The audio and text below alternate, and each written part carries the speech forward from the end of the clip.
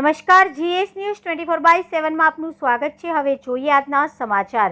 ધોરાજીની નાની પરબડી ગામે સીમ વિસ્તારમાં મંદિર પાસે મળેલ વિમલ સાગઠિયાના મૃતદેહનો મામલો।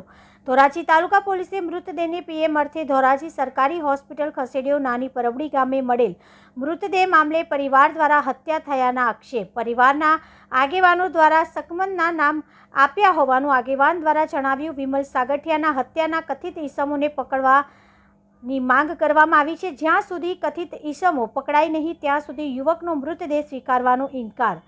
Reporter Amrutbhai Ranva, GS news 24/7 Dhoraji. બોલભાઈ, શું ઘટના બની છે? હું દીવાબત્તી કરવા આવ્યો અહીં મંદિરે, ત્યારે આ પોઝિશન મેં આની લાશ જોઈ અને એની ગાડી પડેલી છે। તમારું શું થાય? મારા કાકા દીકરો ભાઈ છે। એટલે ક્યાં એને કેવી છે લાશ? શું લાગ્યું એને? કઈ લાગ્યું કે શું? એવું કઈ મેં જોયેલું નથી, ત્યાં પડેલો હતો બરોબર। મેં લાશને સ્પર્શ કરેલો નથી। પછી અહીંથી હું નીકળી દીવાબત્તી કરી, મેં મારા કાકાને કાકીને બોલાવ્યા, એના મા બાપને કે ભાઈ તમારો વિમલો ક્યાં છે? તો કે એ હાંજનો નથી આવ્યો। મેં કીધું એ મંદિરે, આપણા દાદાના મંદિરની દિવાલે પડ્યો છે, એની ગાડી ત્યાં છે। શું લાગે છે? શું લાગે? મર્ડર છે? શું મર્ડર કોઈ બનાવ બનેલો છે? કોઈની શંકા છે તમને? આપણે અજાણતા એવી કોઈ નામ હું દઈ શકું એમ નથી।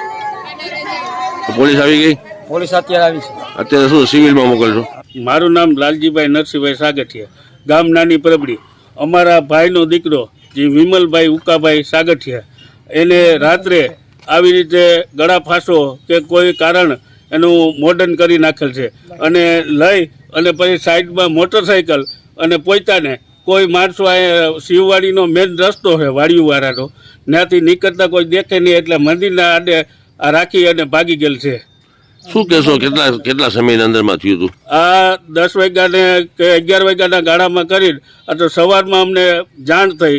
અમારા દાદા પરિવાર છે અહીંયા, અમારા સાગઠિયા પરિવારના સુરાપુરા દાદા, ત્યાં દીવાબત્તી કરવા આવતા અમારો ભત્રીજો એને આ જોયું અને અમને જાણ કરી। કોણે કર્યું હોય છે? કઈ શંકા કોઈની? શંકાસ્પદ હવે આમાં કેવી રીતે ખબર પડે સાહેબ?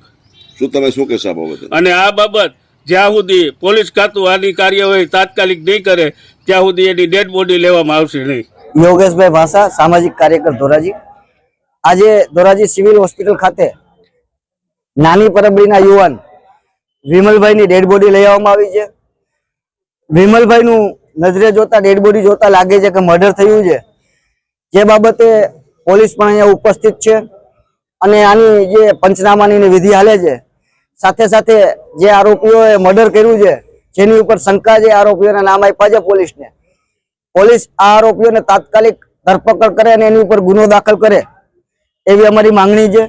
અને જ્યાં સુધી આરોપીઓની ધરપકડ નહીં થાય ત્યાં સુધી અમે ડેડ બોડી સ્વીકારશું નહીં અને આના જે કઈ પરિણામો આવશે એના જવાબદાર ધોરાજીની તાલુકા પોલીસ રહેશે।